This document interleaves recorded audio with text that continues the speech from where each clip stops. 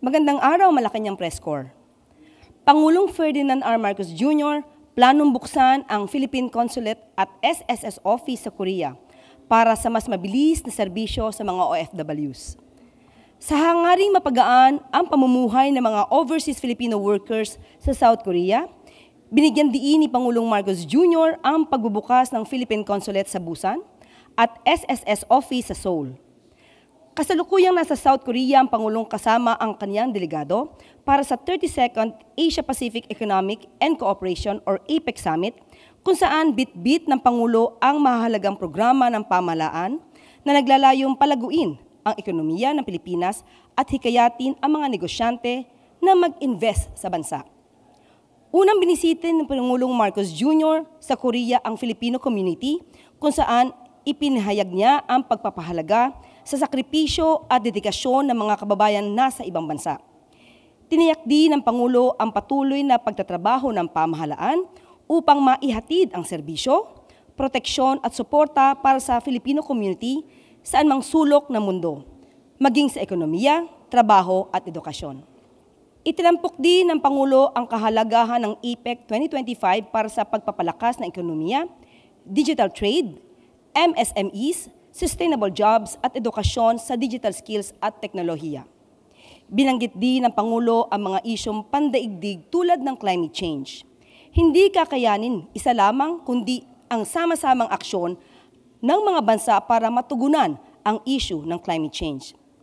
Sa kanyang pagdalo sa APEC Summit, binigyan diin ng Pangulo ang layunin ng Pilipinas na mapalago ang negosyo, makakuha ng trabaho at masiguro na walang Pilipino ang maiiwan sa pag-unlad.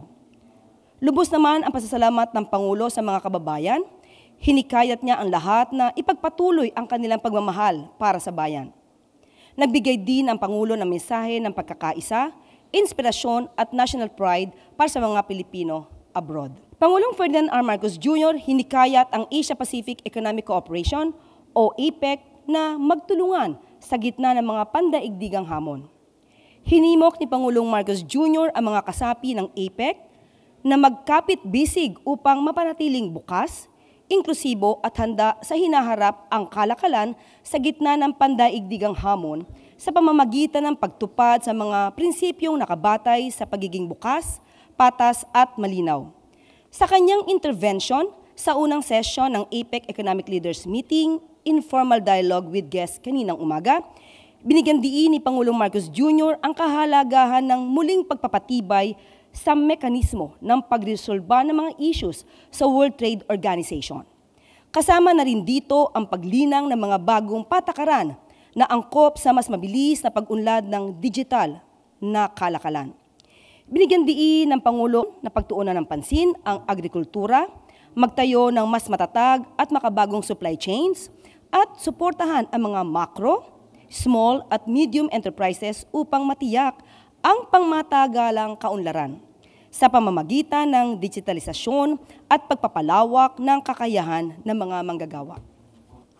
Ipinanawagan din ni Pangulong Marcos Jr. ang mas matibay na ugnayan sa pagitan ng pamahalaan at pribadong sektor, kagaya ng Public-Private Partnership Code ng Pilipinas. Naghihikayat din ang Pangulo ng mas malaking pamumuhunan para sa mga kababaihan at kabataan. Naniniwala ang Pangulo na ang pagbibigay lakas sa mga kabataan at kababaihan ay susi sa masiglang ekonomiya. Pangulong Ferdinand Marcos Jr. inaasahang magsasalita sa APEC CEO Summit upang hikayatin ang mga negosyante na magnegosyo sa Pilipinas. Nakatakdang magsalita si Pangulong Marcos Jr. sa APEC CEO Summit ngayong hapon dito sa Korea, kung saan inaasahang aanyayahan ng Pangulo ang mga negosyante at regional partners na bumisita sa Pilipinas sa susunod na taon kung saan gaganapin ang Asian Summit at sabay na mag-invest sa bansa.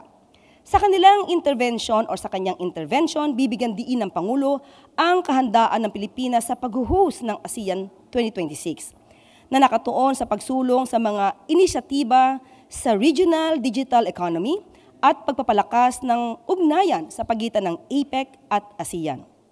Nakatuon din ang bansa sa digital transformation, inobasyon at paggamit ng AI bilang daan tungo sa mas mabilis na pag-unlad sa ekonomiya, pagpapalakas ng MSMEs at pagsisiguro na walang Pilipino ang maiiwan sa digital na ekonomiya. Kabilang sa mga pangunahing hakbang ang pagpapalawak ng digital infrastructure, pagpapaigting ng cyber resilience, pagsasanay sa e-commerce para sa mga negosyante at pakikipagtulungan sa transnational higher education.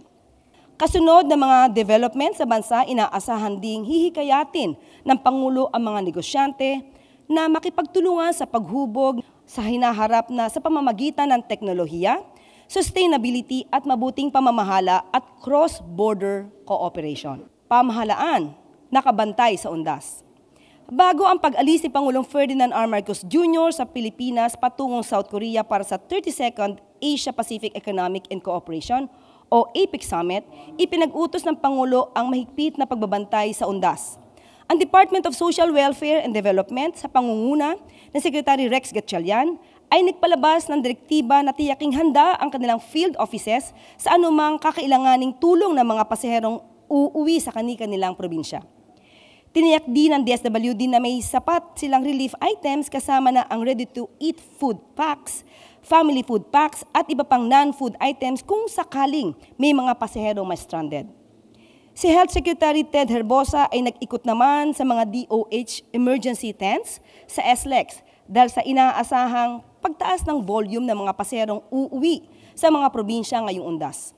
Nauna na ring nag-ikot si Department of Trade and Industry Secretary Cristina Roque noong Miyerkules sa isang pamilihan sa Guadalupe upang masigurong walang pagtaas sa presyo ng mga bilihin ngayong undas.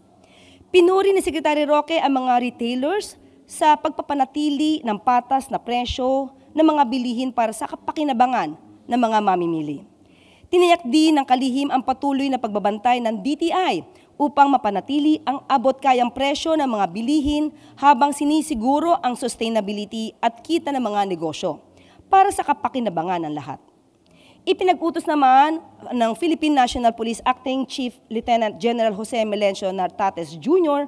na paigtingin ang pagpapatrolya, kabilang sa mga residential areas at business establishments upang masiguro ang ligtas na undas. Ayon sa PNP, aabot sa 31,200 na kapulisan ang idideploy para sa darating na undas, kasama ang karagdagang deployment ng 11,700 uniformed personnel ng Armed Forces of the Philippines, Bureau of Fire Protection at Philippine Coast Guard. Mayroon ding aabot sa 29,900 force multipliers, kagaya ng barangay tanod, radio groups at non-government organization volunteers ang susuporta sa security operations. Bagamat nasa APEC Summit si Pangulong Marcos Jr., prioridad pa rin ng Pangulo ang seguridad ng taumbayan ngayong undas. Ang direktiba po ng Pangulo, dapat lagi tayong handa. Nag-utos na po siya sa mga government agencies concerned at kinakailangan po na paghandaan ang darating na undas at nakita po natin at sinabi po natin, pati po ang presyo ng mga bilihin ay binabantayan din po para po mas maganda ang maging karanasan ng ating mga mamimili sa darating na undas at walang pagtaas na presyo. Ang readiness po ng pamahalaan pagdating sa darating na undas ay masasabi po natin na malaki. Napakataas po ng readiness ng ating gobyerno para dyan at kung tutusin po ay taon-taon po nagaganap ang undas, kaya po handang-handa po ang ating gobyerno para dyan. Kaya kapag sama-sama, pag-unlad ng bansa, kayang-kaya. At dito na po nagtatapos ang ating press briefing. Magandang araw para sa bagong Pilipinas.